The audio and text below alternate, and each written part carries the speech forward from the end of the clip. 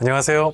12년차 통합치약 전문의 윤창민입니다. 치아가 흔들린다는 느낌, 식사할 때마다 신경이 쓰이고 혀로 건드려 보게 되고 결국 뽑아야 되나 하는 걱정까지 하게 됩니다. 하지만 여러분, 치아가 흔들린다고 해서 반드시 발치를 해야 하는 건 아닙니다. 치아가 흔들리면 뽑는 게 맞다. 어차피 나이 들면 다 빠진다. 임플란트가 더 튼튼하다. 많은 분들이 이런 생각을 갖고 계신데요. 이건 완전한 오해입니다. 실제로 제 환자 중에는 다른 치과에서 당장 뽑아야 된다고 했던 치아를 적절한 치료로 10년 넘게 건강하게 사용하고 계신 분들이 많습니다. 또 많은 분들이 치아가 흔들리면 양치질을 더 열심히 하거나 반대로 너무 무서워서 아예 그 부위는 피해서 양치를 하시는데요. 두 방법 모두 상황을 악화시킬 수 있습니다. 왜 그럴까요? 먼저 치아가 왜 흔들리는지 이해하셔야 됩니다. 여러분의 치아는 마치 땅에 심어진 나무와 같습니다. 뿌리는 잇몸 속 치조골이라는 뼈에 단단히 박혀 있어요. 치아와 뼈 사이에는 치주인대라고 하는 탄력 있는 인대 조직이 있는데 음식물을 씹을 때 충격을 흡수해주고 치아를 잡아주는 역할을 합니다. 문제는 치주질환, 잇몸병이라고도 하죠. 이게 생기면 이 상황이 달라진다는 거예요. 치주질환은 처음에는 잇몸에만 염증을 일으키다가 시간이 지나면서 그 아래에 있는 치조골까지 내려와서 뼈를 파괴하게 됩니다. 치아를 지지하는 뼈가 줄어들면 당연히 치아는 흔들리게 되죠. 아무리 튼튼한 나무라도 뿌리 주변 흙이 다 사라지고 나면 흔들리기 시작하고 결국에는 쓰러지게 되죠.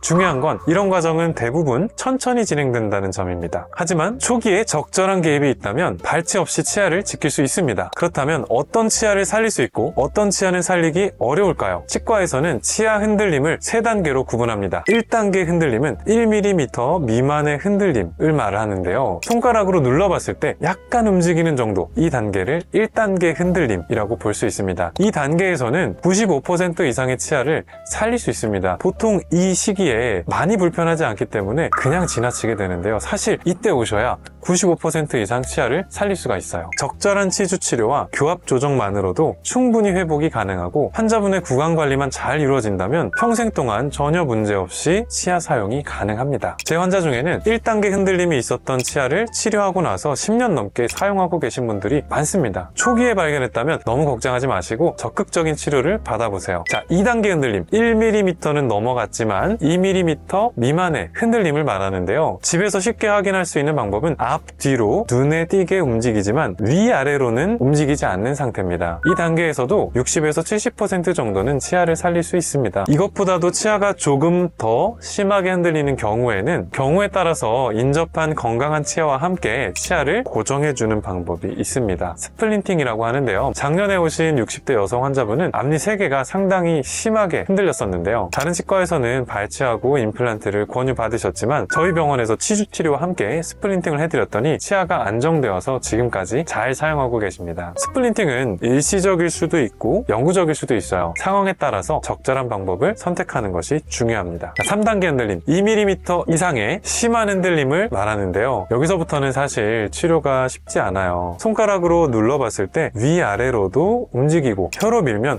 확실히 치아가 마치 빠질 듯이 움직이는 이러한 상태입니다. 이 경우는 치아를 살리기 어려운 경우가 사실 많습니다. 하지만 그렇다고 모든 3단계 흔들림이 치료가 불가능한 것은 아닙니다. 원인과 치아의 상태에 따라서 20% 정도의 치아는 여전히 치료 가능성이 있습니다. 예를 들면 치조골을 재생시키는 치주재생술도 일정 부분 가능합니다. 인공뼈를 이식하고 특수한 막을 이용해서 치조골의 재생을 유도하는 방법이에요. 물론 모든 케이스에 적용할 수 있는 것은 아니지만 조건이 맞다면 매우 효과적인 치료 방법입니다. 특히 외상으로 인한 급성 흔들림이라면 적절한 고정 치료로도 회복되는 경우가 많습니다. 그러나 장기간 진행된 치주 질환으로 인해서 3단계 흔들림이 발생한 경우에는 예후가 좋지 않은 경우가 대부분이에요. 그럼 여기서 한 가지, 치아가 흔들리는 걸 느끼셨다면 지금 당장 확인해야 할 것들이 있습니다. 첫째, 흔들림의 정도를 확인해 보세요. 손가락으로 가볍게 눌러봤을 때 약간만 움직이는지 아니면 확연하게 느껴지는지 구분하는 것이 중요합니다. 둘째, 잇몸 상태를 살펴보세요. 잇몸이 붓거나 피가 자주 난다면 치주 질환이 이미 진행 중일 수 있습니다. 특히 잇몸이 붉고 부어 있다면 지금 바로 치료를 시작해야 됩니다. 셋째, 통증이 있는지 점검해보세요. 씹을 때 아프거나 가만히 있어도 욱신거리는 경우 치아 뿌리나 주변 조직에 염증이 생겼을 가능성이 높아요. 넷째, 최근에 외상을 받았 받았는지 여부도 중요합니다. 운동 중 부딪혔거나 턱에 충격을 받은 경우라면 치아와 뿌리 주변에 뼈가 손상됐을 가능성이 있습니다. 이 경우엔 시간과의 싸움이에요. 빠른 조치가 이루어질수록 치아를 살릴 가능성이 높아집니다. 다섯 번째, 전신질환이나 약물 복용 여부를 체크해보세요. 당뇨병이나 골다공증 혹은 스테로이드, 면역 억제제를 복용 중이시라면 치아와 잇몸 건강에 더 많은 주의가 필요합니다. 사실 치아 흔들림에 대한 가장 좋은 대응법은 예방입니다. 항상 강조하는 것이 바로 이 부분인데요. 올바른 칫솔질 방법과 치실 사용은 가장 간단하지만 효과적인 예방법입니다. 중요한 건 칫솔질의 횟수보다는 방법이 더 중요하다는 점이에요. 너무 세게 문지르면 오히려 잇몸과 치아에 손상을 줄 수 있어요. 반대로 많은 분들이 흔들리는 치아 부위를 피해서 양치를 하시는데 이건 오히려 그 부위에 플라그가 더 쌓이게 만들어서 상황을 악화시킵니다. 부드러운 칫솔로 바꾸고 부드럽게 하지만 철저하게 닦는 것입니다. 또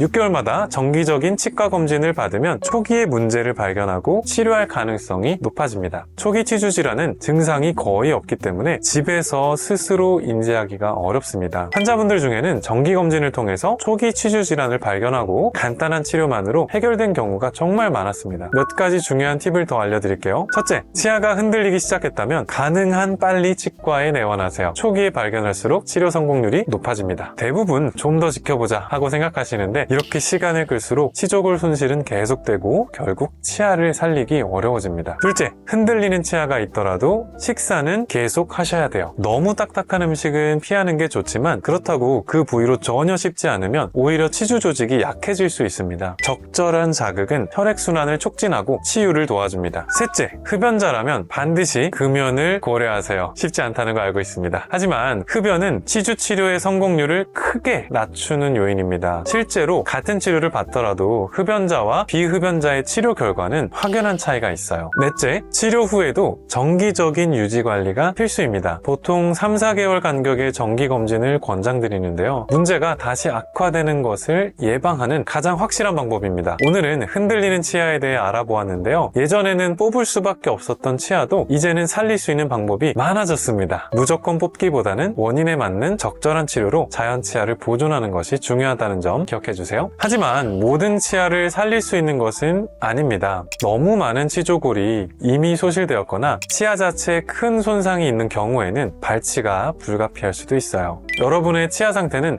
각자 다르기 때문에 정확한 진단을 위해서는 치과에서 제대로 된 검사를 받아보시는 것이 가장 중요합니다. 조금이라도 치아가 흔들리는 증상이 있으시다면 빠른 시일 내에 치과에 내원하셔서 정확한 진단을 받으시기 바랍니다. 오늘 영상이 도움이 되셨다면 구독과 알림 설정 부탁드립니다. 혹시 궁금한 점이 있으시면 댓글로 남겨주세요. 지금까지 윤창민 원장이었습니다. 감사합니다.